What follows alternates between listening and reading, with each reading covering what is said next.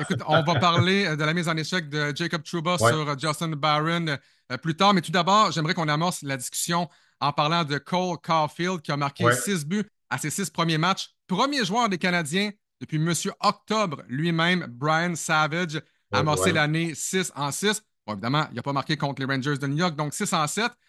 On ne fera pas une règle de 3, Gaston, parce Non. que je pense pas que Caulfield va marquer 70 buts. On lui souhaite, je doute fortement que ça arrive. Mais pour toi, quelle est la grande différence pour Cole Caulfield cette saison par rapport aux saisons précédentes, peut-être à l'année dernière même? Ben, si tu recules là, jusqu'au moment où il est arrivé avec le Canadien, il n'y avait pas de plan de match contre Cole Caulfield. Personne ne le connaissait. C'était un petit joueur. On s'est dit, il n'arrivera pas à marquer des buts dans la Ligue nationale, mais il le fait. À partir du moment où il y a eu un plan de match, ça, je pense à partir de l'an passé, on a dit, faites attention, Caulfield, il est redoutable, il est intimidant, il peut marquer des buts. Moi, ce que je remarque cette année, c'est que l'an passé, il avait perdu un peu sa touche magique, là, sa confiance, ratait souvent des occasions de but, ratait la cible. Cette année, là, il lance, il prend des risques, puis ces risques qui sont toujours imputables au fait que la confiance qu'il a en lui. Mais dans le cas de Cole Caulfield, il ne faut pas oublier une chose, c'est un marqueur. Si Ouais. tu ne marques pas de but, tu ne peux pas aider le Canadien. Il ne peut pas se bagarrer. Il ne peut pas être le meilleur joueur en défensive puisqu'il est en offensive. Puis l'autre chose, c'est un petit joueur. Un peu comme Lane Hudson, il doit avoir des yeux autour de la tête parce qu'il y en a que ça les fâche de voir des gars qui réussissent à marquer autant de buts. Donc, pour ma part, Caulfield doit être prudent, la tête toujours haute. Mais moi, c'est une question de confiance dans le cas de Caulfield et c'est un bon marqueur de but. Il a le sens du filet. Il frappe le filet plus souvent également avec ses Ouais. lancers. Il y a un an, c'était 55 de ses lancers qui touchaient le filet. Ouais. Je comprends que l'échantillon est petit cette saison, mais là, c'est plus de 60. Même son taux de réussite, quand même, Gaston, est exceptionnel avec 6 buts sur 21 tirs. L'an passé, là, il était à 8. L'année d'avant, 16. Avant ça, 12. Imagine, Austin Matthews, l'an dernier, il avait été exceptionnel, mais Matthews, c'était 18 de ses lancers qui se terminaient dans le fond du filet. Parlons maintenant, si tu le veux bien, de la Coupe des Quatre Nations. Évidemment, le Ouais. nom de Cole Caulfield revient dans les discussions pour la formation américaine. Pierre Lebrun, à Hockey 360, avait mentionné, bon, Cole Caulfield est dans le mix. Je suis déjà tanné de cette expression-là. Pour la formation américaine, Gaston, est-ce que d'une part, tu sens que Caulfield a sa place dans la formation américaine? Et si tu te mets dans les celui des Canadiens de Montréal, est-ce que c'est même souhaitable que Caulfield aille à la confrontation des quatre nations? Mais moi, je pense que Kent Hughes et Jeff Gordon, c'est des gars intelligents. Oui, ils veulent qu'ils participent à ça. Ce qu'ils veulent pas, c'est qu'ils se blessent à long terme ou même à court terme, que tu reviennes, puis il y a 2, 3 semaines sans jouer. Les Canadiens, s'ils veulent être dans le mix, là, ils ont perdu Patrick Laney, ça suffit. Mais moi, quand je regarde, là, si je suis l'entraîneur de l'équipe américaine, là, je me dis, est-ce que j'ai besoin de des joueurs qui vont marquer que des buts? Non. Mais dans le cas de Caulfield, sur l'avantage numérique, mais il devra jouer avec un trio à caractère offensif. Puis on sait que dans ce genre de tournoi-là, Alex, il faut que tu aies des joueurs capables de jouer offensivement, des joueurs qui sont capables de jouer défensivement, mais tes joueurs défensifs doivent être capables de produire aussi. Tu as besoin de marquer des buts. Moi, si je suis l'entraîneur, oui, je jette un œil sur Caulfield, mais je veux qu'il soit constant. Tu me dis en début de reportage, Gaston, l'échantillon est très court, et c'est Mhm. vrai.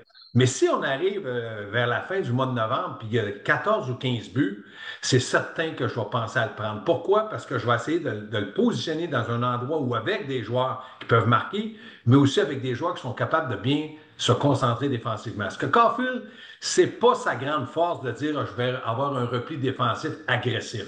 Donc moi, je regarde ça. Il marque des buts, mais j'en veux pas 10 comme lui. Ça, c'est certain. Bon, on va parler de la mise en échec de Jacob Ouais. Trouba aux dépens de Justin Barron.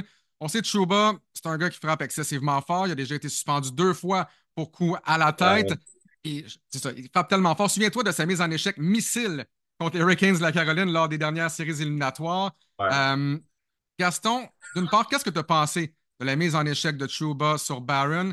Et l'autre question qui est peut-être plus difficile à répondre, plus ouverte, comment on va être en mesure du côté de la Ligue nationale de hockey de diminuer les coups à la tête? Ça fait des années qu'on tente de faire baisser le nombre de coups à la tête. Est-ce que ça prend une mesure draconienne? Dans, dans le cas de Trouba, là, je regardais la séquence, on l'a vu plusieurs fois hier. Moi, je me dis une chose. La Ligue nationale doit sévir lorsque c'est un coup à la tête et que les deux joueurs sont en position, c'est-à-dire debout. Hier, si tu regardes la séquence, Barron est entré, plié un peu les genoux parce que c'est un droitier, puis il rentrait du côté droit du gardien de but. Il a voulu peut-être faire une feinte, puis il a baissé ses épaules, sa tête, puis Trouba arrivait. Est-ce qu'il y a eu un coup à la tête? Oui. Est-ce que c'est légal quand le joueur est en mauvaise position? Ça, c'est à la Ligue nationale de décider. Pour ma part, je pense que la responsabilité du joueur. Quand tu vas sur la glace, tu regardes qui est là. Tu Mhm. sais que Trouba, c'est un train. C'est un TGV qui ne va jamais freiner, puis il veut te faire mal. Donc, tu dois être prudent. Quand Barron a la rondelle, puis qu'il sait qu'il va entrer du côté de Trouba, il doit être prudent. Est-ce qu'il a manqué de prudence? Oui. Est-ce qu'il est jeune? Oui. C'est un manque un petit peu de maturité. Ce qu'on souhaite, c'est que ce ne soit pas une blessure à long terme. Mais moi, je pense que si on va enlever les coups à la tête, la Ligue nationale doit faire attention. Ceux qui en donnent et qui récidivent, les punir sévèrement.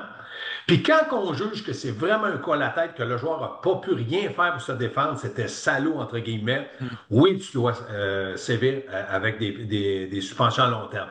Mais dans le cas de Justin Barron, c'est vraiment dommage que ça se soit arrivé là. Puis la Ligue nationale a dit un coup légal. Qu'est-ce que moi je peux faire contre ça? Est-ce que je compte les blessures? Oui.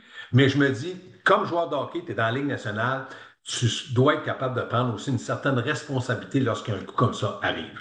Est-ce que c'est le temps de faire un peu comme dans la NFL? Il y a un targeting rule dans la NFL et c'est simple. Si tu fais un plaqué avec comme point de contact la tête, la région du cou, pénalité de 15 verges, tu peux te faire expulser du match. Si tu frappes avec le dessus du casque, un joueur, même chose, 15 verges, tu peux te faire expulser du match. Et même si tu frappes un adversaire vulnérable avec force, que ce soit avec le coude, avec les épaules, la main, peu importe. Si tu frappes un adversaire avec force qui est sans défense, même chose. 15 verges de pénalité et tu peux te faire expulser du match. Est-ce que c'est dès qu'il y a un coup à la tête, légal, pas légal, on s'en fout? Est-ce que dès qu'il y a un coup à la tête, tu sors le joueur dans la Ligue nationale de hockey? Est-ce qu'on en est rendu là, Gaston? Parce que Alex posait la question, tu as répondu. C'est clair, c'est écrit au football. Ça, donne ça. Quand tu prends un joueur puis qu'il a un bâton élevé au visage puis qu'il y a du sang, l'arbitre ne pose pas de questions, c'est écrit Ouais. 104 minutes. Si vous voulez aller plus loin, donner un 5 minutes, revisez le coup. C'est permis dans la Ligue nationale. Là, il y a trop de brouillard dans les règlements de la Ligue nationale.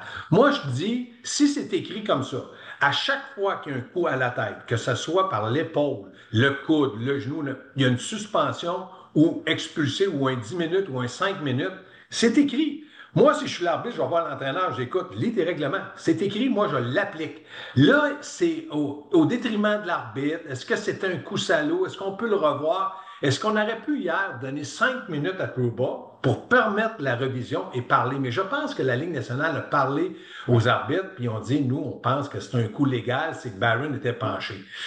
Moi, écrivez clairement les choses et à partir de ce moment-là, la responsabilité sera à l'arbitre d'appliquer le règlement écrit, point final à la ligne. On vous rappelle, si vous avez des commentaires ou des suggestions et des questions justement pour Gaston Terrien, n'hésitez pas à commenter cette vidéo. Gaston Terrien, toujours un plaisir. On se retrouve très bientôt. Salut Alex, bonne journée.